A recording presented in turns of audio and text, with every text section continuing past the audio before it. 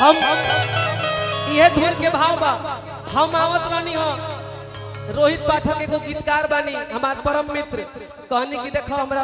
अरुण चाचा जी के दरबार में जाए के बा एगो हमरो मन करता हूं हम एगो गाना गावे के त गाना के भाव लिखनी अपना चाचा जी के सम्मान में कि सुन जनता के जान हवे सुन जनता के जान हवे ना कहा जाला कि एक पीस एगो अलग इंसान हवे एक पीस दूसरा ना एक पीस अलग इंसान हवे अरे कि हमार अरुण चाचा कि हमार अरुण चाचा आ गरीबवन खती कि हमार अरुण चाचा आ गरीबवन खती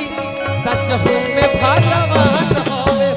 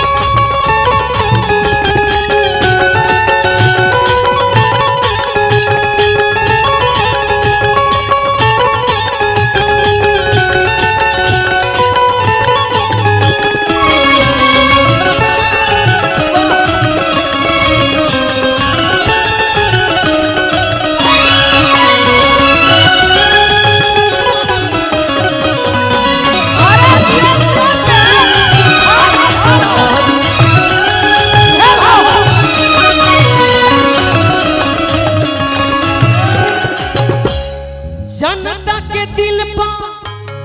ई तो करेले राज हो देला दुलार इनके हर एक समाज हो हर एक समाज सब समाज के आशीर्वाद प्यार मिलल हमरा चाचा के ऐसे कहतनी कि जनता के दिल पर ई तो करेले राज हो इनका मिले सबके समाज हो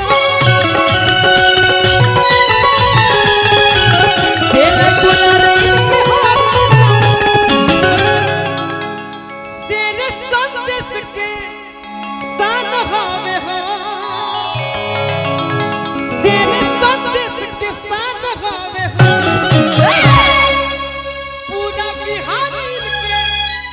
जाने लगा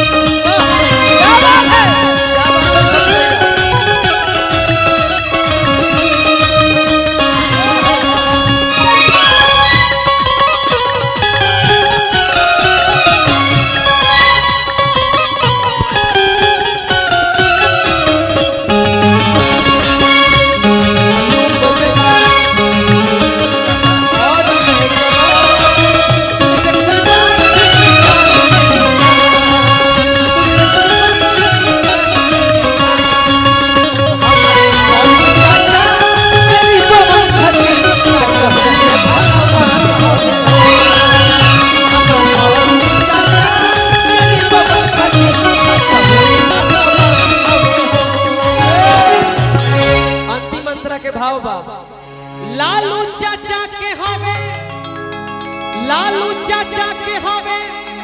सबका से खास हो इनका पौन का बगैर भी समझ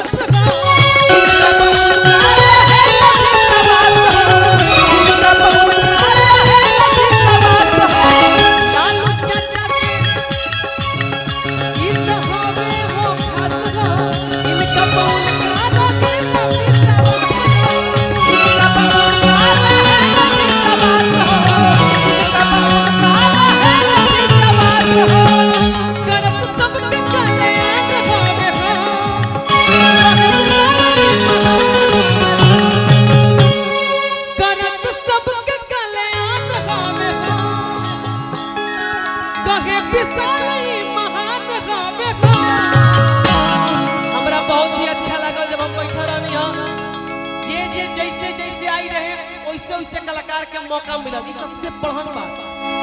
सब समाज में ऐसा माहौल जुटेला, बहुत जनता जुटेला, लेकिन केहू मैनेज ना कर पावेला। ई दरबार में आके ही लागल कि ना भाई कलाकार के महत्व का हो। तो एक खाली चाचा के बहुत बहुत धन्यवाद दे चाह। ऐसे कहल जाई कि हमारे अरुण चाचा गरीब भवन